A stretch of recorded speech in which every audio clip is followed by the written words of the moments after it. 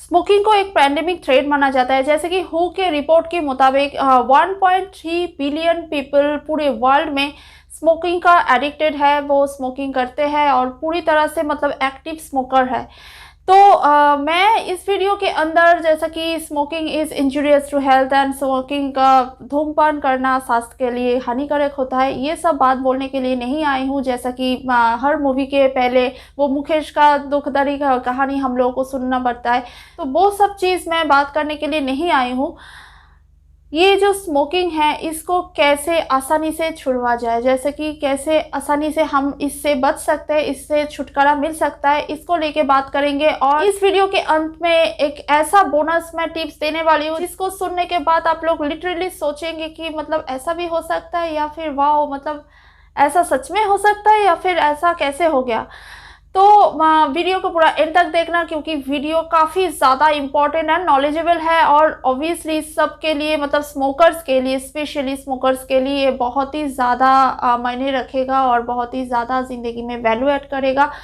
और मतलब इसको कैसे आसानी से खुद ब खुद हम लोग छुड़वा सकते हैं, और स्मोकिंग छोड़ने के बाद हम लोगों को कैसा महसूस होता है और क्यों होता है, इसको लेके भी डिस्कस करेंगे। तो वीडियो को पूरा एंड तक देखना। तब तक मेरा नाम भी जान लीजिए। My name is Kathakali and you are watching Ankahi planet.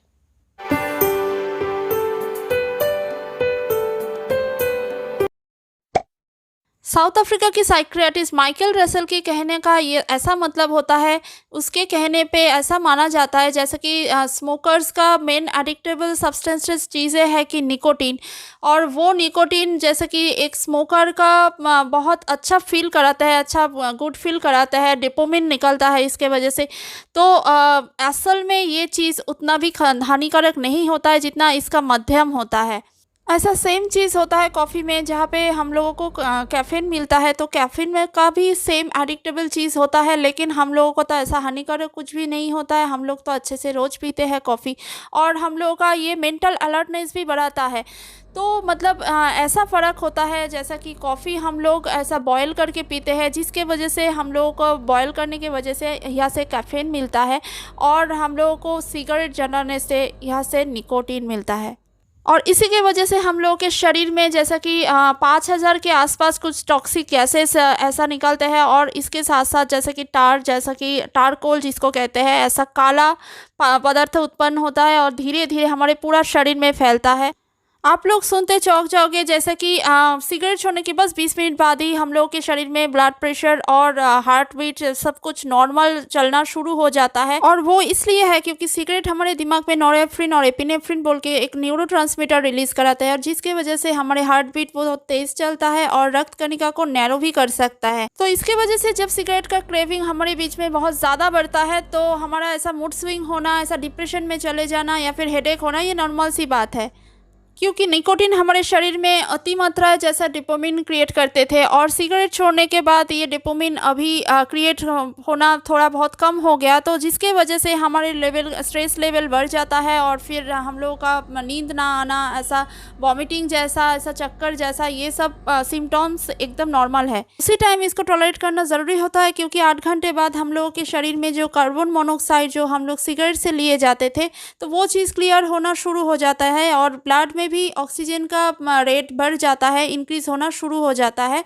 Blood cell भी क्लियर होना शुरू हो जाता है, उसका ऑक्सीजन का रेट भी फिर से चालू होना और बढ़ना शुरू हो जाता है। अतिमात्रा स्मोकर जो होता है वो कार्बन मोनोऑक्साइड के लेने के वजह से उसका रेड ब्लड सेल जो होता है वो बड़ा हो जाता है, और इसके वजह से जो ब्लड होता है वो थिक बन जाता है, जो पूरे शरीर के लिए बहुत ही ज़्यादा हानिकारक होता है। धीरे धीरे टेस्ट बर्ड्स भी पहले से ज़्यादा एक्टिव होना शुरू हो जाता है, तो खाने का स्वाद भी बहुत ज़्यादा लगते हैं पहले से। इसी टाइम डोपामिन का मात्रा शरीर में एकदम कम हो जाने की वजह से आपका 72 घंटे बाद जैसा कि ये क्रेविंग जो होता है सिगरेट की बहुत पीक में रहता है, और इसी टाइम ऐसा वॉमिटिंग आना, डिप्रेशन में जाना, ऐसा क्रेविंग करना, या फिर इमोशनल कुछ भी ऐसा स्ट्रेस लेना, ये नॉर्मल सी बात है। लेकिन माय फ्रेंड, चिंता करने की कोई ज़रूरत नहीं है, क्योंकि एक हफ्ता आपने ऐसा झेल लिया तो आगे का ज़िंदगी आपका बहुत ही बेहतर होने वाला है, क्योंकि आपका हार्ट का कोई भी इशू, या फिर आपका जैसा कि डायबिटिक का कोई भी प्रॉब्लम, या फिर हाई ब्लड प्रेशर का कोई भी ऐसा प्रॉब्लम नहीं आने वाला है, और पहले से काफ़ी ज़्यादा अच्छा हो जाएगा आपका।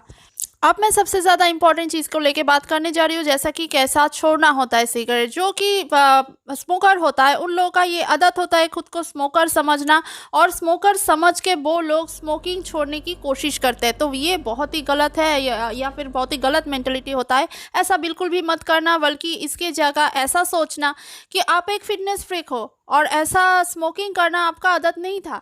आपको ऐसा देखना पड़ेगा कि आप लोगों का ट्रिगर पॉइंट क्या-क्या है, जैसा कि आप लोगों को किसकी वजह से आप लोग ये छोड़ नहीं पा रहे हो। जैसे कि पकड़ के चलिए कि ऑफ़िस में आप सिगरेट पीते हो रोज़ 3 बजे, ऐसा आपका टाइम होता है। तो जब भी आपका 3 बज जाएगा ना ऑफ़िस में, तो आपका स्ट्रेस लेवल ऐसा बढ़ जाएगा और क्रेविंग आना शुरू हो जाएगा। तो उसी टाइम आप पुशअप करना शुरू कर दो, जैसा कि, और दूसरी काम में आप लोग एक्टिव हो जाओ।